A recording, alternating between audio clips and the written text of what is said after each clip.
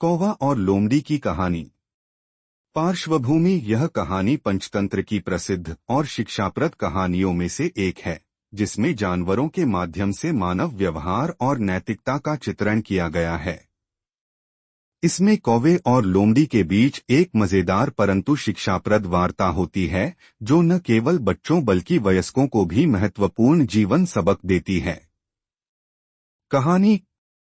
एक समय की बात है, एक सुंदर और घना जंगल था, जिसमें कई प्रकार के पक्षी और जानवर रहते थे। उसी जंगल में एक कौवा अपनी रोज की जिंदगी जीता था। उसका रंग काला था और उसकी उड़ान बहुत तेज थी। वह जंगल के ऊंचे पेड़ों पर बैठकर दिन भर आराम करता और कभी-कभी पेड़ की शाखाओं पर भोजन भी खोजता। एक दिन उस कौवे को जंगल के एक कोने में रोटी का एक बड़ा टुकड़ा मिला। यह रोटी का टुकड़ा स्वादिष्ट और ताजा था।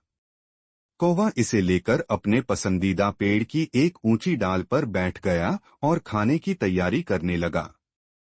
उसे इस बात की कोई चिंता नहीं थी कि आसपास क्या हो रहा है। वह रोटी के टुकड़े को खाते हुए बहुत खुश था। तभी अचानक जंगल की एक चालाक लोमड़ी, जो भूख के मारे अपने पेट को भरने की तलाश में थी, पास आई। उसे दूर से ही कौवे के पास रोटी का टुकड़ा दिखाई दिया। लोमड़ी ने तुरंत सोचा, यह रोटी का टुकड़ा मैं कैसे प्राप्त कर सकती हूँ। उसने अपने दिमाग में एक योजना बनाई और धीरे धीरे कौवे के पास पहुंची।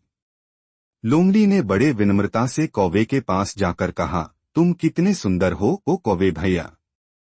तुम्हारे पंख ऐसे चमकते हैं जैसे रात के अंधेरे में एक सितारा चमकता हो।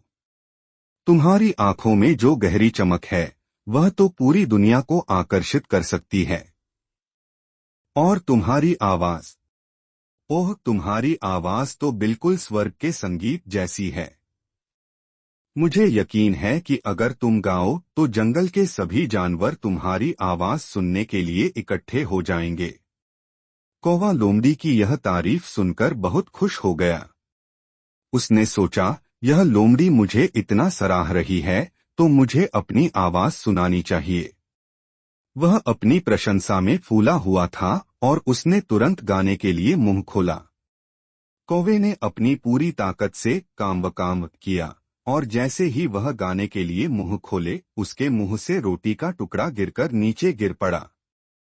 लोमड़ी ने तुरंत रोटी का टुकड़ा उठाया और उसे निगल लिया। फिर वह हंसते हुए बोली, कौवे भाई, तुमसे यह उम्मीद नहीं थी। तुमने मुझे रोटी का एक बेहतरीन टुकड़ा दे दिया। अब जाओ और अपनी आवाज को अपने पास ही रखो। कौवा अब पछताया और समझ गया कि वह लोमड़ी के छलावे में फंस गया था। लोमड़ी ने उसकी मूर्खता का पूरा फायदा उठाया था। कौवा अपनी गलती पर पश्चाताप करने लगा और सोचने लगा कि उसने लोमड़ी की चापलूसी में कैसे बहककर अपना कीमती भोजन खो दिया। यह कहानी हमें यह सिखाती है कि किसी की चापलूसी और झूठी तारीफों में आकर अपने विवेक को न खोए।